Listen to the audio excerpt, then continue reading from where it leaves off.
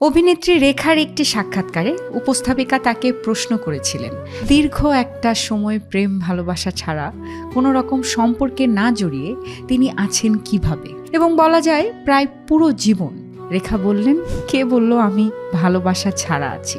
আমার ভালোবাসাকে তো আমি রোজই দেখছি, হয় টিভিতে, না হয় কোনো অ্যাওয়ার্ড ফাংশনে, সামনাসামনিও আমাদের দেখা হয়ে যায় কখনো কখনো। উপস্থাপিকা তখন অবাক হয়ে জিজ্ঞেস করেন, এটুকুই কি যথেষ্ট আপনার জন্য?